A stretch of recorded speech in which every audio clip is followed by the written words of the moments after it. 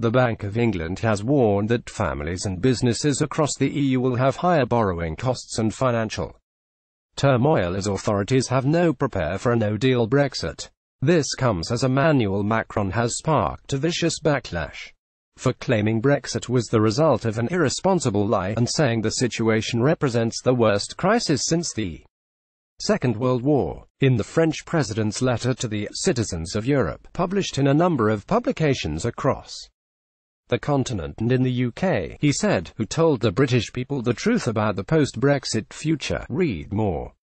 Macron anti-Brexit rant. French President brands Brexit a danger to the EU and a trap perhaps he could look to his own people first before lecturing BritainLeave EU campaign groupMany were quick to point out Mr Macron's intervention comes as France has faced months of demonstrations by the Gilets Jaune yellow vest protesters, which have killed 15 people and injured 1,800. Hard-left French leader Jean-Luc Mélenchon has called Macron the most ridiculous leader in Europe, one who is unable to solve a problem in 16 weeks, and last night the Leave EU campaign group tweeted, perhaps he could look to his own people first before lecturing Britain. Read more. Macron's EU blow. Another key ally of French president loses interest in him. The yellow vest movement has led to widespread protests across France. Image. EPA former MP Douglas Carswell tweeted, efforts to organize Europe by top-down design are destroying Europe. The fools that preside over Europe are too arrogant to see this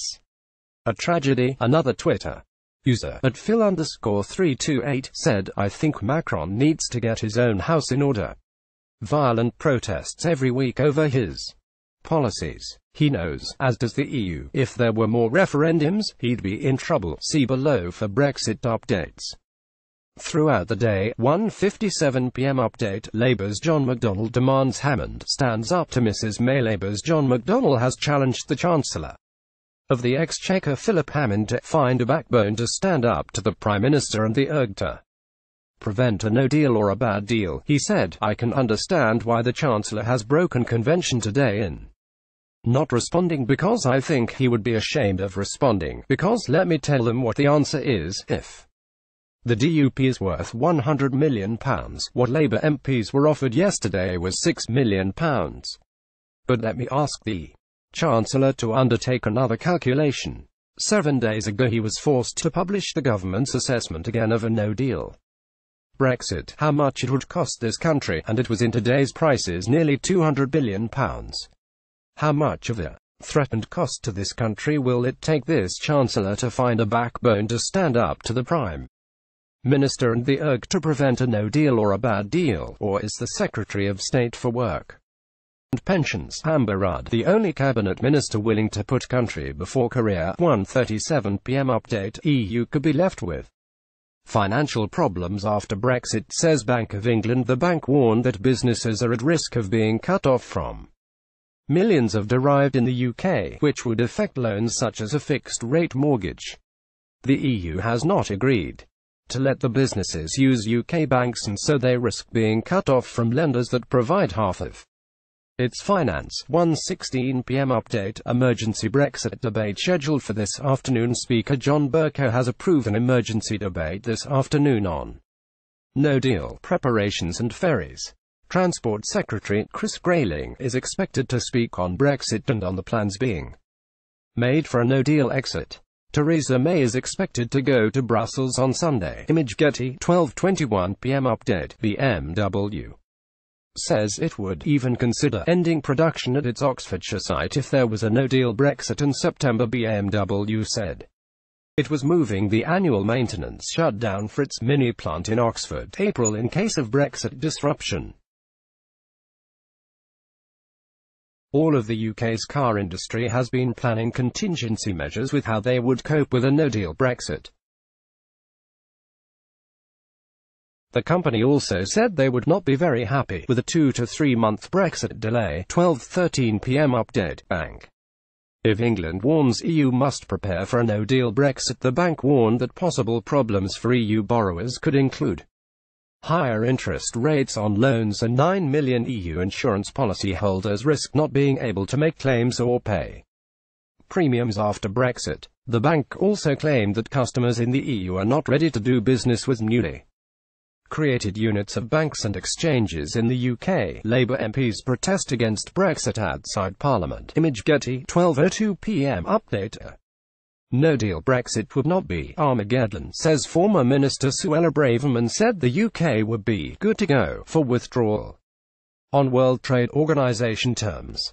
Ms. Braverman said, "I don't think we would see the Armageddon that's been predicted. I am not saying a WTO Brexit would be without challenge, but those challenges are surmountable. We have already put in place extensive plans and contingency measures, so have the EU and other member states, to minimize any disruption at Dover. Operation Brock is there to accommodate any potential queues, but it is very possible that they might not even materialize. Because of arrangements, at the end of the day, French and German importers will want to get the goods to purchases. In the UK, there may be political postulating, but business and jobs will matter more than a speech by Emmanuel Macron. 11:55 a.m. Update. Toyota boss warns against a no-deal Brexit. A senior executive at the car giant has warned that a no-deal Brexit would make it extremely complicated for them to build new models in the UK. Chairman of Toyota's European operations, Didier Leroy, said a no-deal Brexit would be terrible. Mr. Leroy said Parliament should decide what would be best for employment in the UK when voting next week on whether to leave without a deal. 11:29 a.m. Update. Theresa May is expected to fly to Brussels on Sunday to meet Juncker. May will unveil her deal with Jean-Claude Juncker to MPs on Monday morning, a day before Parliament votes again. A Number 10 source has said, there definitely remains more work to be done. Any deal successfully agreed by MPs would still have to be ratified by the European Parliament. Geoffrey Cox has headed to Brussels for a last-minute attempt at any changes to the deal. Image Getty, 11:02 a.m. Update. Expert lawyer urges Tory MPs to risk long delay rather than back a bad deal. Martin Howe QC has called on Tory MPs to risk a long delay on leaving the EU rather than leave with any deal that Theresa May brings back from Brussels. Writing in the Conservative Home website, Mr Howe said, the problem with May's deal is that it poisons Brexit by closing off the freedom of action, which is the whole point of Brexit, and drains away its advantages. If Brexit supporters are complicit in miring the UK for a decade or a generation in such a terrible vassal arrangement with the EU, inevitably calls will grow for us to rejoin the EU in order at least to get back a vote on the rules which we have to follow. 10:56 a.m. Update. Brexiteers warn May not to give them a late deal and to give them time to make a judgment. Free Brexiteers told Theresa May not to give them a last-minute legal deal with Brussels on the Irish backstop and expect them to vote in favour of it. The staunch European research group ERG said they wanted to see details of any agreement made between Geoffrey Cox and EU negotiators before any vote next week.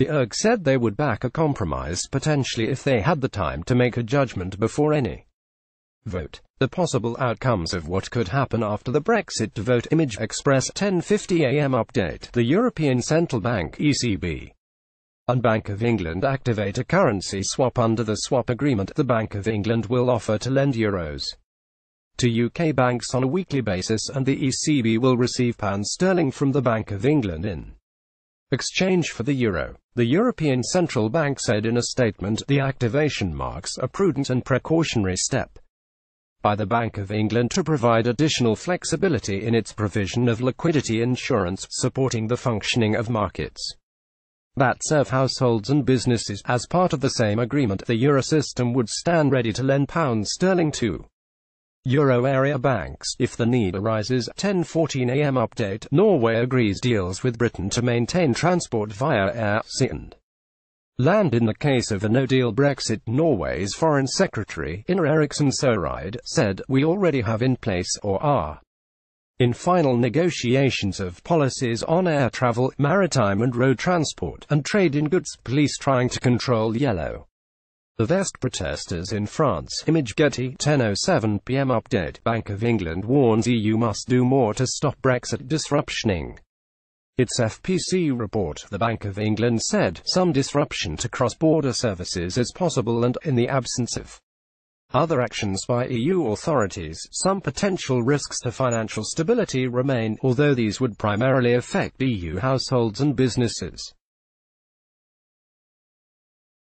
They could also be expected to spill back to the UK in ways that cannot be fully anticipated or mitigated. 10:03 am.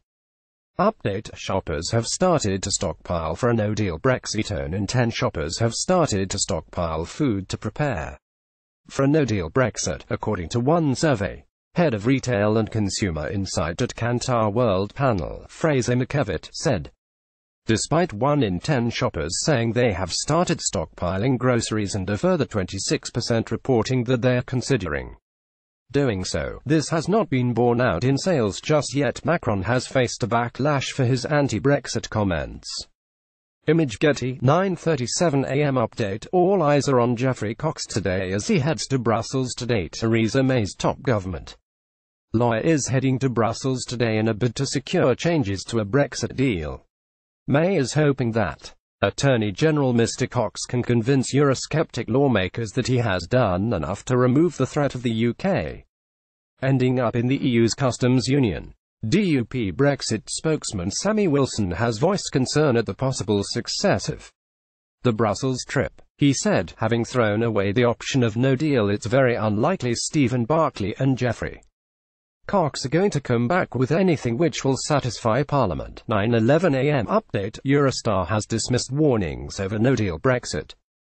Havoc: Eurostar has dismissed the warning that a no-deal Brexit will lead to long queues at St Pancras International Station in London. Chief Executive of Eurostar, Mike Cooper, said the firm is clearly hoping for the best but we are planning for all eventualities. Mr Cooper also said, there is still 24 days to go and there is work still to be completed. We are in a great position. We have got operating licenses in place. Our safety certificates will be valid. E-gates will be valid and will be used as well. Theresa May is depicted with a Pinocchio nose reading Brexit at a parade in Germany. Image Getty, 8:51 am. Update: Foreign Secretary Jeremy Hunt said EU giving reasonably positive signals about Theresa May Brexit deal. Hunt said, time is very short.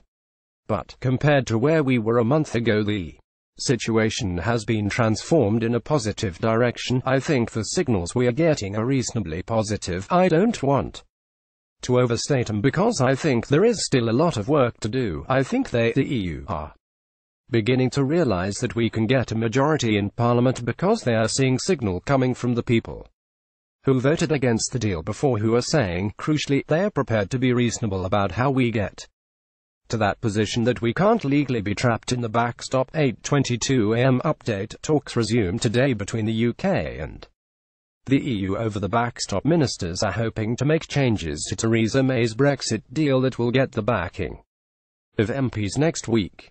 Brexit Secretary Stephen Barclay and Attorney General Geoffrey Cox are due to meet EU officials in Brussels with regards to the backstop plan and to discuss how to avoid border checks in Ireland.